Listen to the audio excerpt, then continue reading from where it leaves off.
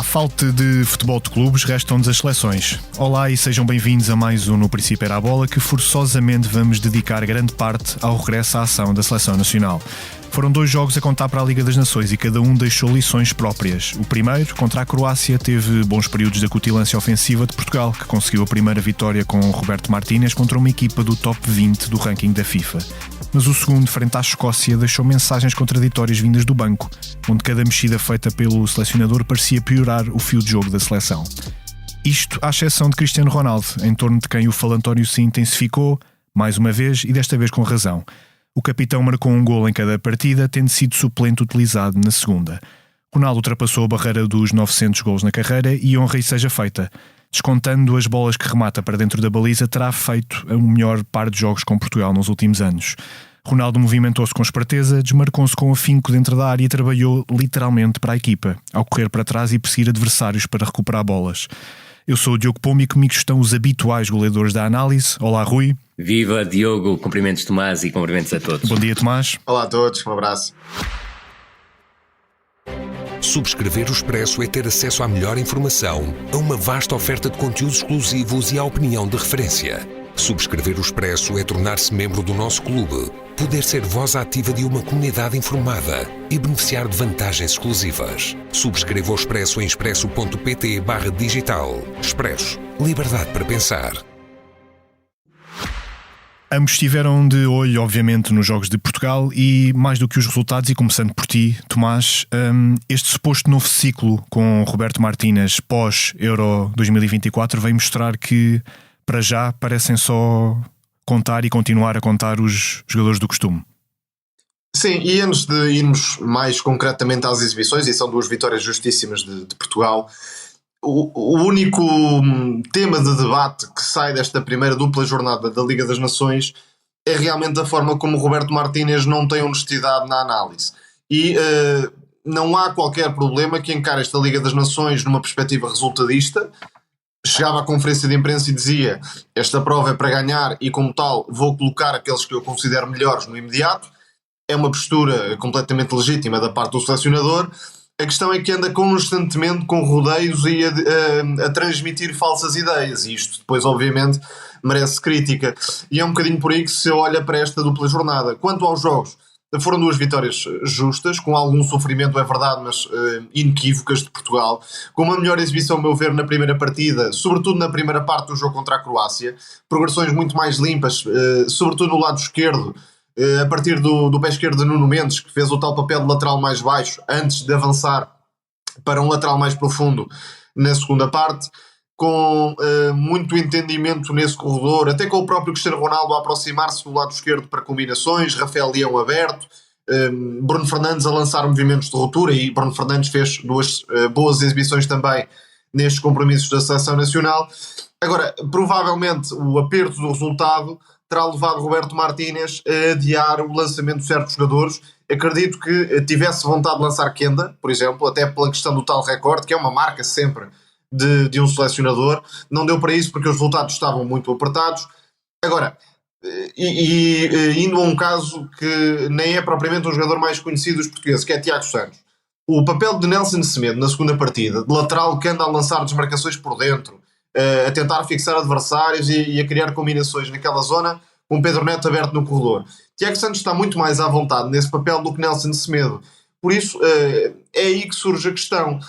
Se este jogador tem um perfil muito mais adequado para encaixar nesta função, então porquê é que está a utilizar Nelson Semedo, um dos mais antigos, enfim, um jogador já com muita bagagem de seleção nacional? Este conservadorismo ficou à vista nas opções de Roberto Martínez e, de facto, não há novo ciclo nenhum. Houve sim uma continuidade da ideia do europeu, quer a nível tático, quer a nível da gestão do grupo. Uma nota de destaque vai, obviamente, para Cristiano Ronaldo, mais no jogo com a Croácia. Parece-me que fez uma exibição bastante completa, não tanto com a Escócia, onde foi mais egoísta, individualista, em certos momentos, à procura do remate. E o que diferencia Cristiano Ronaldo de outros jogadores neste requisito da Liga das Nações é que Ronaldo jogou estes jogos como se fosse um europeu, como se fosse um mundial, pela vontade de engrandecer a marca própria, e isso, claro, acaba por ter reflexos não só no rendimento do próprio, como também nas vitórias da Seleção Nacional.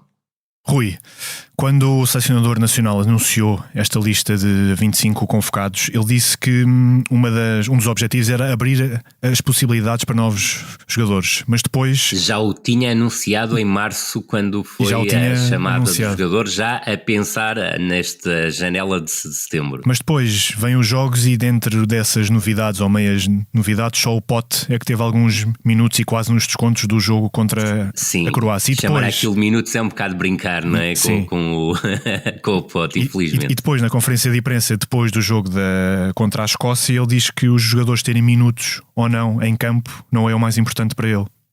Sim, portanto, continua a tocar violino, não é? Mas às vezes parece bombo. A verdade é que voltou a acontecer, e eu concordo com o Tomás em tudo o que ele disse, e deixo já aqui uma frase histórica do nosso podcast, mas sobretudo sublinhar uma coisa: ele queria, obviamente, estrear o Giovanni Kenda porque queria ficar associado a um recorde, e o recorde do jogador mais jovem de sempre a jogar pela Seleção Nacional.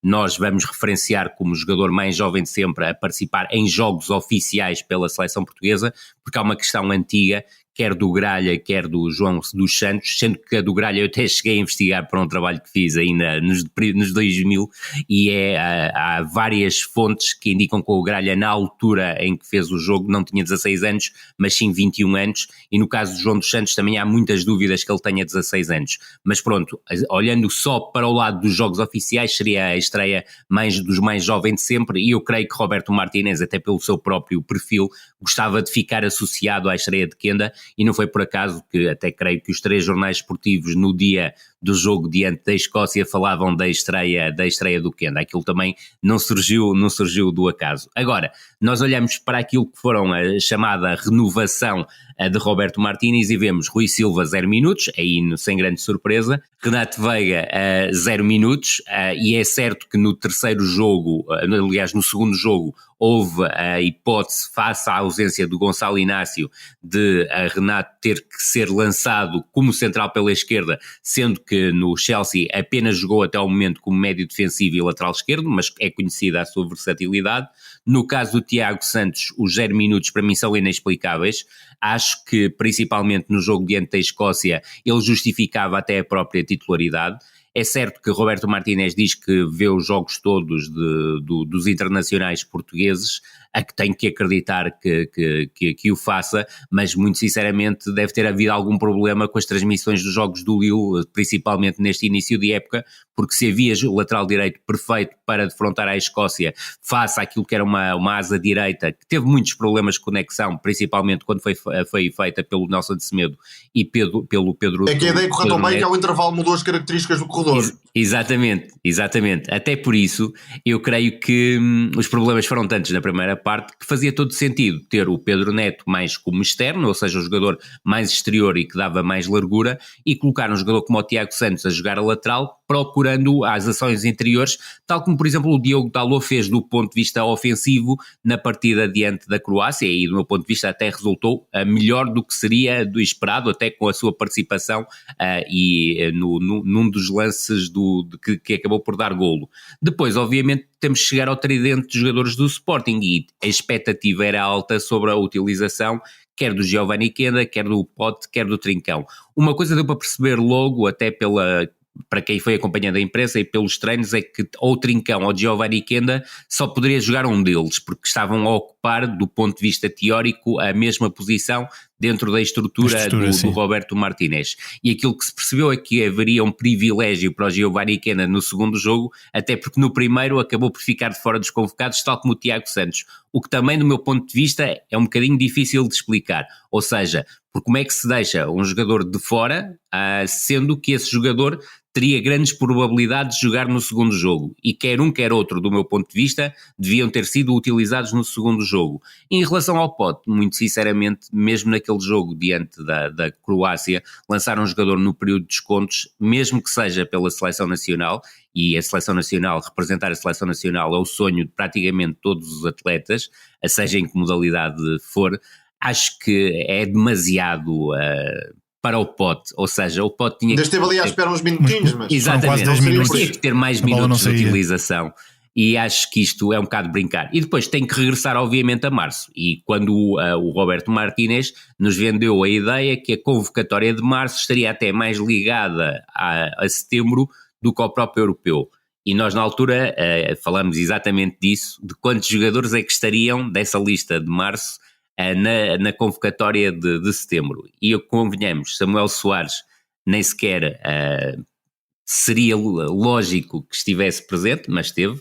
João Mário, creio que sim, que faria sentido, mas perdeu o lugar para o Martim Fernandes, e creio que o Tiago Santos, mais até que o próprio João Mário, justificava a presença na convocatória.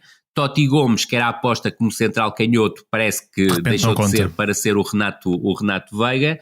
O Diogo Leite obviamente desapareceu, porque já percebeu-se logo desde muito cedo que era uma opção secundária até em relação ao próprio Totti Gomes, com uma situação que eu não concordo, independentemente do Totti Gomes no Wolverhampton estar a ser mais titular do que era na temporada passada, se a expressão me é permitida, ser mais titular, ou seja, está a ter mais minutos de utilização. Depois, Bruma, Jota Silva, que eu até creio que faria sentido a fazer parte desta convocatória, até pelo próprio premiar daquilo que foi a sua transferência do Vitória, onde já teve ritmo competitivo esta época, para o Nottingham Forest, onde chega e marca golo. Portanto, se era a aposta dele, e até não nos esqueçamos que chegou a ser falada a possibilidade de fazer parte dos 26 que estiveram no europeu, e Dani Mota, que também, muito sinceramente, não percebi muito bem a escolha. E o caso mais flagrante do Ricardo Horta, não é? Do seu eclipse da seleção. Exatamente, que aí ainda temos que recuar até novembro e relembrar as palavras em maio de Roberto Martínez,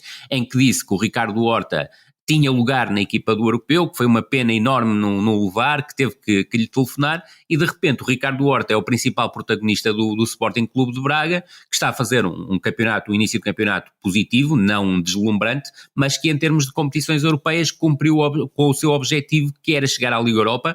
Teve jogos de uma dimensão bastante interessante, e é óbvio que o Ricardo Horta teria que caber nesta lista de 25, que podia ser de 26 jogadores. O grande problema é que a mensagem depende do momento e depende do interveniente. Que repare-se que a Federação assumiu um objetivo para o europeu, e Cristiano Ronaldo, na conferência de imprensa, diz que afinal as expectativas eram muito altas e que Portugal não tinha assim de fazer tanto quanto isso. Portanto, e que foram os adeptos a mensagem efetivamente não tem qualquer coerência, e em poucos meses tudo se muda dentro da seleção e dentro das opções, o que nem é muito válido, uma vez que o período de tempo é bastante curto para uma mudança de tal ordem. Agora, há aqui dois pontos que são relevantes. Um deles é que Portugal ficou com um grupo muito acessível. Estamos a falar de 3 seleções que foram eliminadas na fase de grupos do europeu, ou seja, de um nível relativamente acessível para uma seleção como a de Portugal nesta altura. Aliás, a Escócia neste ano só ganhou a Gibraltar, por exemplo. Tudo o resto são jogos sem vitória, e Portugal ainda suou para vencer esta Escócia. Exatamente. E ainda nesta lógica, há 2 seleções que passam. Portanto, o apuramento de Portugal estaria quase garantido à partida neste grupo, com Escócia, Polónia e Croácia. Depois, estes jogos da Liga das Nações, embora de repente se tenham transformado numa competição, e até acrescento, numa competição com a qual simpatizo, principalmente nas ligas mais baixas, tem dado bastante espetáculo e mais-valia para seleções de menor qualidade e capacidade.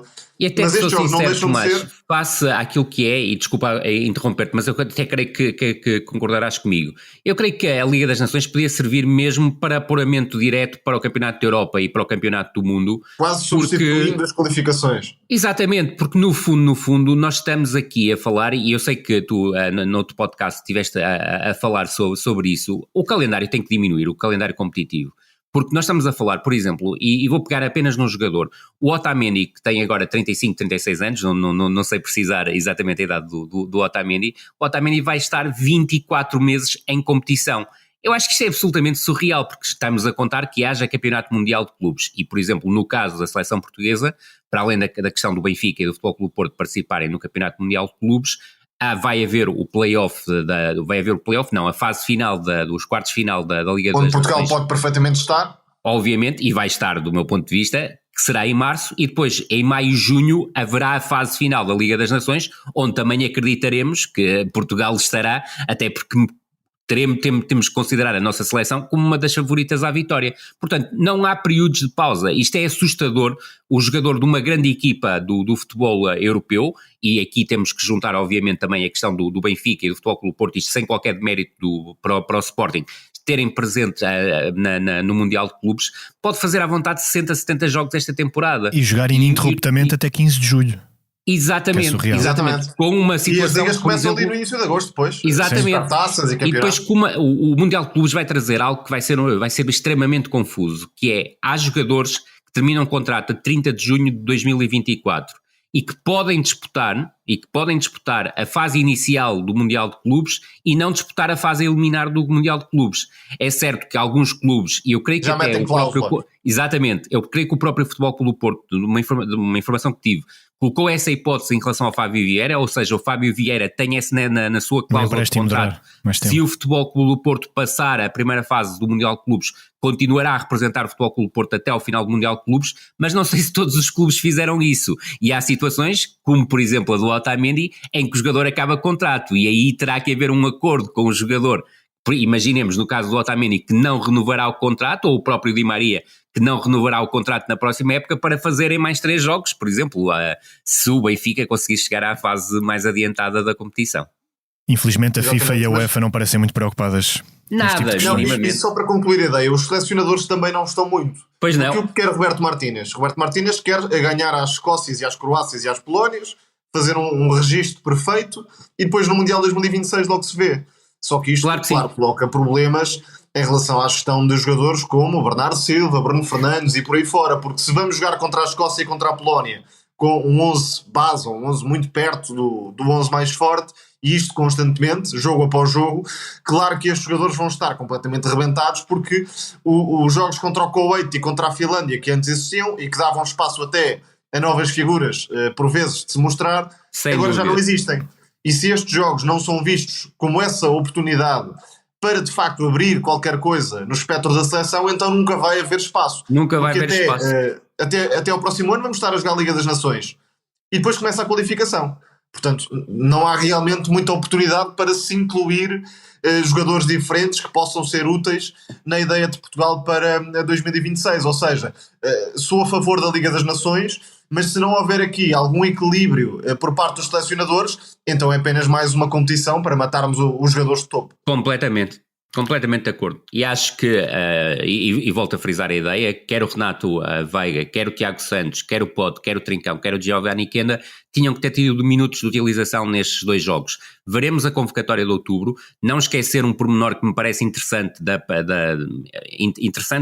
interessante bem colocado entre aspas, que o Rafael Guerreiro e o Otávio não estiveram nesta convocatória porque ou pediram, até no caso do Rafael Guerreiro, para continuarem ao serviço do clube para atingirem a máxima força, ou seja, estamos a falar provavelmente de 2 jogadores que vão estar sempre, a sério as palavras do selecionador, que provavelmente estarão na convocatória de outubro, o que já vai retirar aqui 2 jogadores provavelmente dessa lista nova da próxima convocatória. E imaginemos que Portugal ganha os 2 jogos, que até são fora, diante da Polónia e da Escócia em outubro. Como é que será feita a gestão para os jogos de novembro, onde aí parecia-me totalmente obrigatório não levar os principais jogadores e formar uma seleção que tem toda a legitimidade para representar Portugal, mas constituída por este tipo de jogadores, senão é um desgaste competitivo tremendo e não será totalmente despiciando olhar para a segunda metade da temporada, ou seja, já para o primeiro semestre de 2025, e ver jogadores que estão completamente estourados, mais lesões e sobretudo algo que o Tomás disse e com o qual concordo em absoluto, que é, vamos ter jogos em que os protagonistas não vão ser aqueles protagonistas que nós estamos à espera, porque é impossível pedir a jogadores de uma dimensão absolutamente superlativa, mas que sejam capazes de ser protagonistas em 60, 70 jogos ao longo da temporada. E além disso, da gestão de esforço, há as lesões, incluindo as lesões ao serviço das seleções. Exatamente. Esse ponto para mim é determinante. Já aconteceu agora, apesar de estarmos no início da época, a Martin Odegaard. Exatamente. E provavelmente nesta altura o Arsenal não emprestaria o Fábio Vieira ao Futebol Clube do Porto.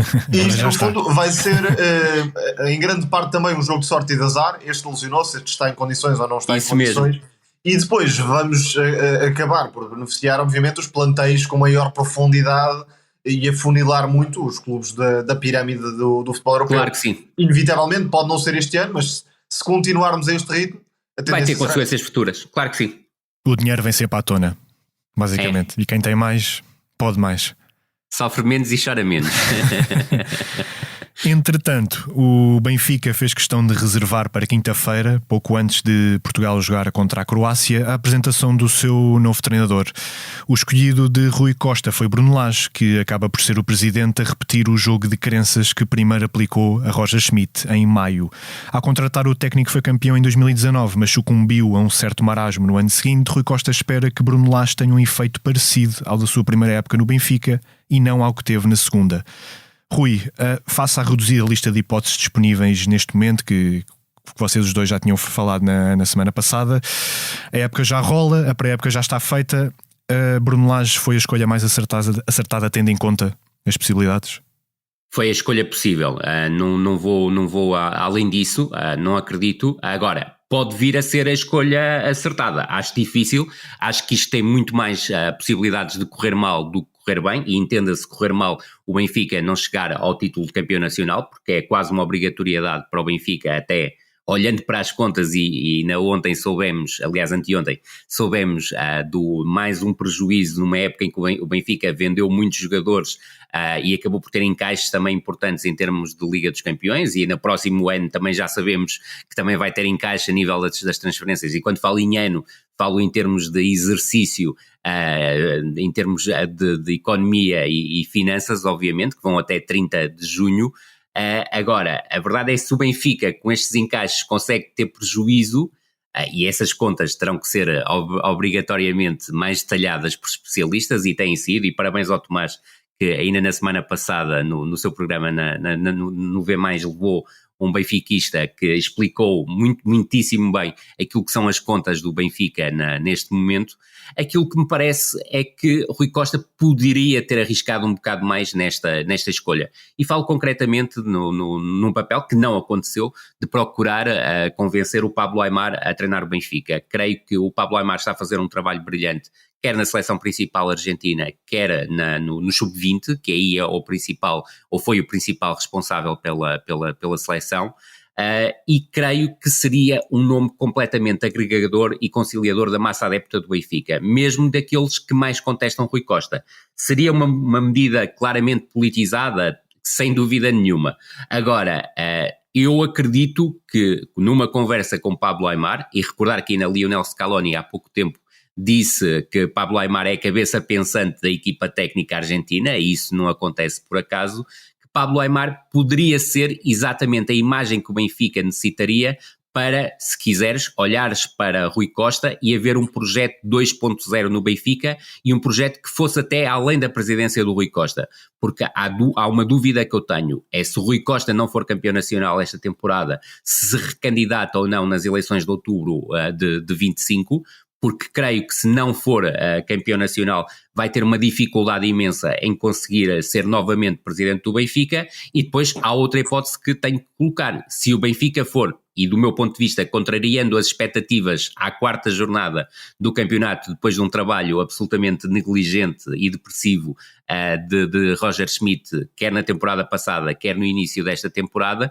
se o próprio Rui Costa, se o Benfica conseguir, e eu não vou chamar milagre, porque é muito cedo para falar em milagres, e também porque não acredito neles, mas se Bruno Lage conseguir vencer o campeonato nacional, eu creio que Rui Costa pode optar por não se candidatar à presidência do Benfica e sair pela porta grande, ou por uma porta possivelmente grande, maior, porque há muita coisa que irá acontecer durante o próximo ano em relação ao Benfica, em relação às contas do Benfica, em relação a casos passados no Benfica, e deixa-me até dizer, só como um apontamento, é também depressivo que Luís Filipe Vieira tenha escolhido a próxima quinta-feira como data de retorno aos holofotes para dar uma entrevista que, do meu ponto de vista, era completamente dispensável e que, sobretudo em termos de Benfica, não vai beneficiar nada a estabilidade de uma equipa. Recordando um aspecto, Bruno Lage só na quinta para sexta terá toda a equipa completa, tem um jogo no sábado diante do Santa Clara que obviamente o Benfica precisa de vencer, mas sobretudo precisa de fazer uma aproximação da massa adepta, e depois na quinta-feira seguinte o Benfica tem um dos seus jogos da temporada, ou seja, Bruno Lage só vai ter uma semana para preparar, com um jogo pelo meio, o jogo mais importante da época em termos de Liga dos Campeões para o Benfica. É assim que eu defino o jogo contra a Estrela Vermelha, fora, em Belgrado. Admito perfeitamente que muita gente no Benfica não pensa assim, mas para mim o jogo que é decisivo para o Benfica chegar ao play-off é o jogo em Belgrado. Se o Benfica conseguir empatar, mas sobretudo vencer, tem as portas do play-off abertas. Se perder, vai colocar a sua situação em risco, porque o grupo do Benfica não é exatamente fácil. E sobretudo esse jogo de Belgrado para mim tem uma importância muito vital. Em relação à escolha de Bruno Lage, Rui Costa não respondeu a perguntas dos jornalistas, creio que era importante tê-lo feito. Há coisas do passado que ele tem que responder e provavelmente vai escolher responder esta semana ou na próxima, mas provavelmente se calhar ainda esta semana, na sua própria casa, na BTV, com mais conforto se quiseres, mas há frases que ele teve em maio que são absolutamente determinantes para aquilo que sucedeu em agosto na formação do Benfica, ou seja, ele manteve Roger Schmidt, contrariando do meu ponto de vista as expectativas e aquilo que os próprios adeptos desejavam. Creio que na altura, e quer eu quer o Tomás falamos aqui, que era mais que a altura do Roger Schmidt sair, que o projeto estava esgotado, mas Rui Costa em maio, quando falou numa conferência aberta a quase todos os órgãos de comunicação social, infelizmente a Tribuna Expresso não esteve presente, vá-se lá perceber porquê, esperemos que esteja presente na próxima. Depois a dizer que nessa altura ele falou que acreditava na estabilidade do projeto, o projeto ruiu muito rapidamente, que não fazia do treinador bode expiatório, e acho que bem não fez do treinador bode expiatório, mas também rapidamente a relação com o treinador, que já me parecia desgastada, ainda se tornou mais desgastada, e que tinha a máxima convicção que Roger Schmidt ia alcançar títulos. E é difícil alguém prever que em maio que o Roger Schmidt tinha essa capacidade, e em 4 jornadas, e eu creio que foi logo na primeira jornada que ele percebeu que isto não iria resultar minimamente após a derrota em Famalicão, e que Roger Schmidt não tinha aprendido nada com os erros e tinha desaproveitado completamente uma pré-época em termos de modelo de jogo, teve rapidamente, se quiseres, o desamparar desta convicção que o Benfica seria capaz de chegar a títulos com o Roger Schmidt, porque não era capaz de chegar a títulos com o Roger Schmidt, e com o Roger Schmidt que se reapresentou em 2024-2025. Em relação a Bruno Lage, dizer-te, para além, obviamente, do reconhecimento, e depois, se quiseres, depois falar um bocadinho mais especificamente do Bruno Lage, lá iremos. Agora, em relação à escolha do Bruno Lage, não vou mais do que a escolha possível.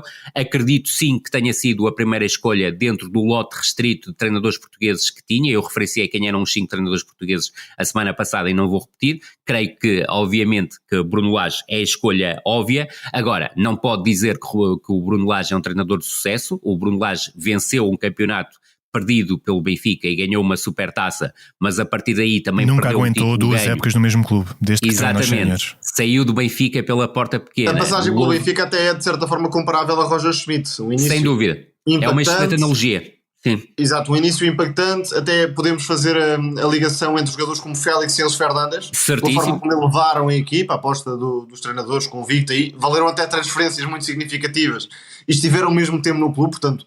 E se quiseres até, Tomás, e concordarás comigo, o redimensionamento do papel do Grimaldo, quer num lado, quer no outro. Exatamente, portanto há de facto muitos pontos de comparação, porque depois o discurso esgotou-se, a ideia coletiva esgotou-se, surgiram as dificuldades e sai do Benfica completamente na moda de baixo, até regressar agora para esta segunda passagem. Claramente é a escolha possível e acontece pelo timing do despedimento de Roger Schmidt, que não estaria inicialmente previsto por Rui Costa, isso foi óbvio, ou seja, é um plano mais de emergência do que outra coisa. Agora, também me parece possível que Bruno Lage consiga ter o efeito de chicotada psicológica neste momento. Ou seja, a equipa estava tão bloqueada que não será difícil que Bruno Lage, nestes primeiros jogos, consiga de alguma forma recuperar a equipa. Depois, a médio e longo prazo, é outra história. Vejo algumas vantagens. Desde logo um plantel muito profundo. Bruno Lage pode jogar como bem entender, entre o 4-4-2 e o 4-3-3, diria que andará sempre ou quase sempre, mas até podemos pegar, por exemplo, nestes jogos das seleções. Amdonin está contra a Espanha, Hector Koglu a fazer um hat-trick pela Islândia, por exemplo. Ou seja, há aqui muitas opções para Bruno Lage poder enquadrar nesta equipa do Benfica e fazer face aos diversos objetivos. Isto a nível de qualidade individual do plantel. Segundo ponto, é que o Benfica não tem um jogo coletivo enraizado. E isto abre muito espaço para Bruno Lage poder vincar aquilo que pretende. Qual é o 11 do Benfica? Não sabemos. Há alguns jogadores que são titulares, mas o 11 do Benfica não sabemos. O 11 base vai ser totalmente delineado por Bruno Lage nestes primeiros jogos. E será uma surpresa que é para o Vasco Matos, que é para o treinador do Estrela Vermelha. Exatamente, sendo que, e isto vai acontecer a outras equipas que estejam envolvidas em várias competições, a questão do 11 base é um bocadinho relativa, mas estamos a falar das principais figuras que Bruno Lage poderá definir como bem entender. E as próprias dinâmicas, nomeadamente as ofensivas, que poderá vir a ter ou não é? Exatamente, e é crucial que melhore o jogo ofensivo do Benfica e que possa encontrar sociedades, ou criar sociedades, melhor dizendo, dentro do relevado. Ainda outro ponto que é interessante, Bruno Lage não é treinador de sistema único, e o Benfica precisava urgentemente de dar a volta à estagnação e à falta de adaptação aos adversários e de surpresa até aos adversários, e com isso Bruno Lage talvez possa também corrigir essa lacuna, veremos. Isto porque utilizou, por exemplo, no Wolverhampton até sistemas com 3 centrais, no Botafogo tinha jogado com 3 médios, além do 4-4-2, 4-2-3-1 que tinha utilizado no Benfica durante a primeira passagem. Agora, como pontos contra, ou potencialmente contra, este discurso, esta emotividade toda, certíssimo, já não é nova, e portanto a primeira e a segunda tudo bem, acaba por ser um contraste com aquilo que se via de Roger Schmidt, quase vazio de emoções. Verdade. Mas já não sendo novo, Bruno Lage tem de moderar, diria, este tipo de postura e de apresentação. E reparem numa coisa, Tomás, e creio que voltarás a concordar comigo, quando o Bruno Lage sai do Benfica, o próprio discurso, quando ele falava do filho e do Super Wings, acabou por jogar exatamente ao contrário, ou seja, na etapa final como treinador do Benfica, e por desgaste criado, exatamente, e pelo desgaste criado por uma comunicação bafienta liderada pelo antigo presidente Luís Filipe Vieira, que desgastou ao máximo a imagem de Bruno Lage, porque obviamente toda a gente já tinha percebido quem era o treinador escolhido para treinar o Benfica na época seguinte, que era Jorge Jesus, e não é por acaso, e do meu ponto de vista o Bruno Lage devia ter feito o que fez, mas em privado, não creio que tenha ficado propriamente bonito fazê-lo em público. Havia uma relação de desgaste do Bruno Lage com a imprensa, até houve uma acusação grave e em certa medida o Bruno Lage até tinha razão, que houve vários jornalistas que prepararam o regresso de Jorge Jesus ao Benfica, obviamente com a pressão do inefável presidente Vieira, porque na verdade ele acabou por ter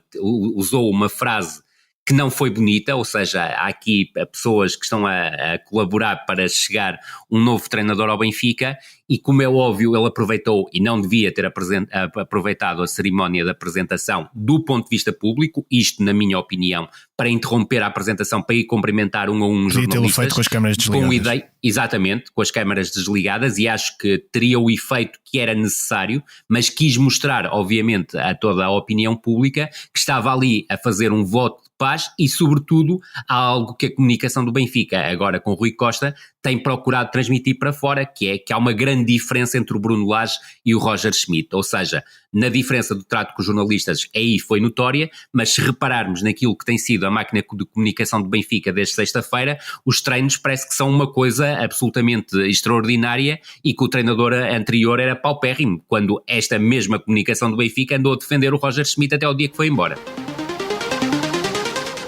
E seguimos e abandonemos a conversa sobre o Benfica para espreitarmos um pouco lá fora. E com este futebol rendido por menos às seleções, o nosso teatro dos sonhos também vai pescar aos jogos que se têm visto. Em França, a saída de Mbappé do Paris Saint-Germain vagou espaço para Bradley Barcola emergir em definitivo na esquerda do ataque do clube e, pelos vistos, também aos poucos na seleção, onde a coincidência de gente desse lado do campo também pode ser um certo problema. Tomás, além desta pérola francesa, ainda queres falar de alguém que também joga em França, no Rennes, mas é dinamarquês. Exatamente, e começando pelo jogador francês, é Barcola, que já na época passada deu boa conta de si, na altura vindo do Lyon para o PSG e sendo também um dos nomes que explica a alteração da política desportiva do clube parisiense, apostando em jogadores mais jovens e que possam preencher o futuro. A curiosidade destes jogos de seleções é que Barcola foi assobiado em Lyon e até pareceu afetado psicologicamente, o jogador que se transferiu do Lyon para o PSG e que portanto não foi muito bem recebido, mas na primeira partida já tinha sido um dos menos maus, um dos melhores da seleção francesa, que não fez um jogo nada positivo contra a seleção italiana.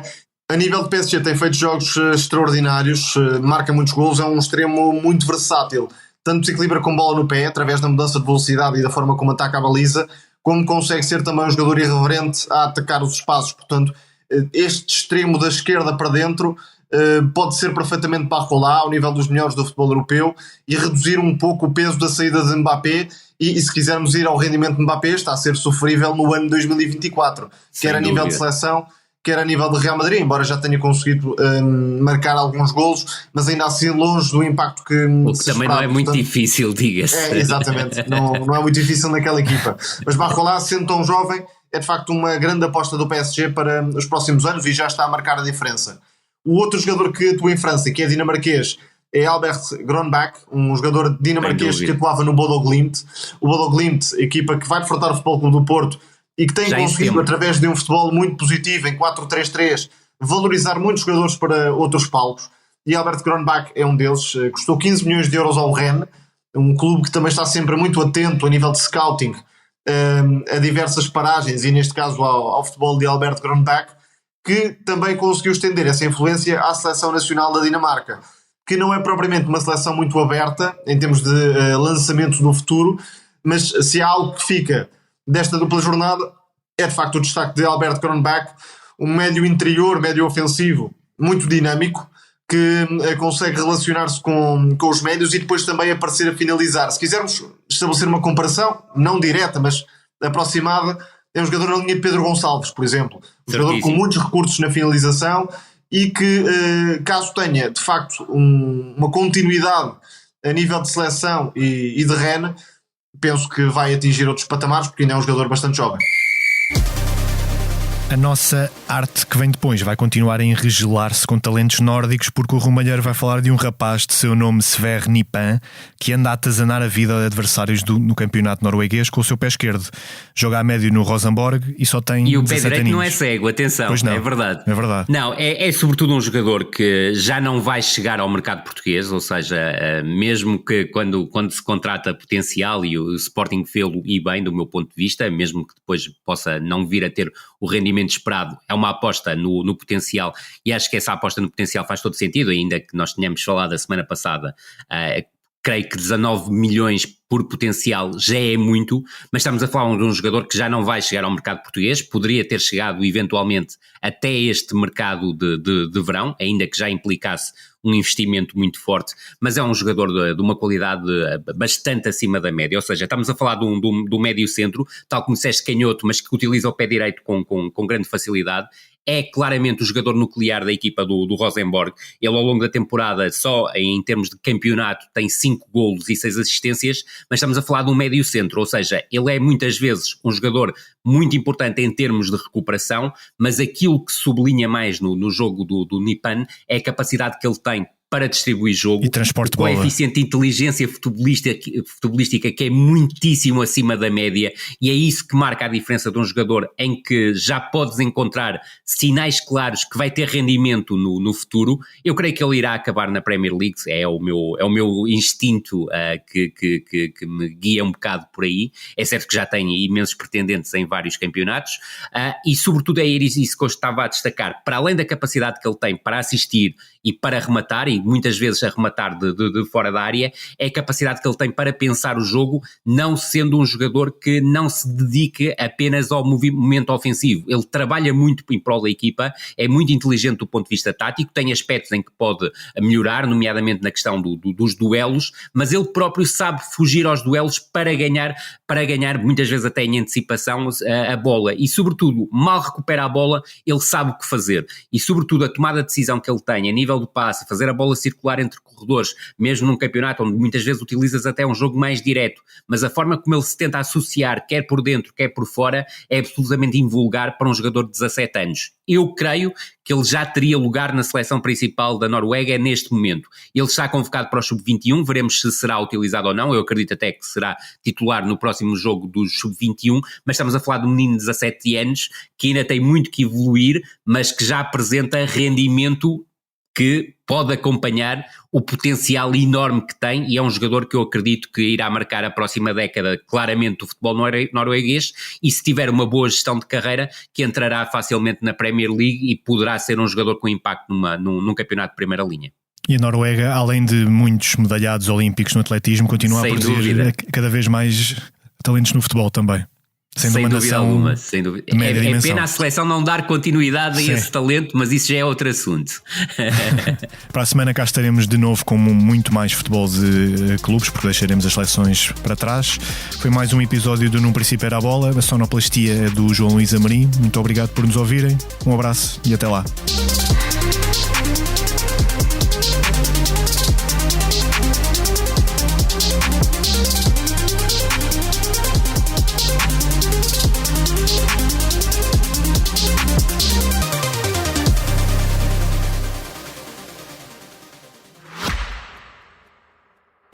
Subscrever o Expresso é ter acesso à melhor informação, a uma vasta oferta de conteúdos exclusivos e à opinião de referência. Subscrever o Expresso é tornar-se membro do nosso clube, poder ser voz ativa de uma comunidade informada e beneficiar de vantagens exclusivas. Subscreva o Expresso em expresso.pt/digital. Expresso. Liberdade para pensar.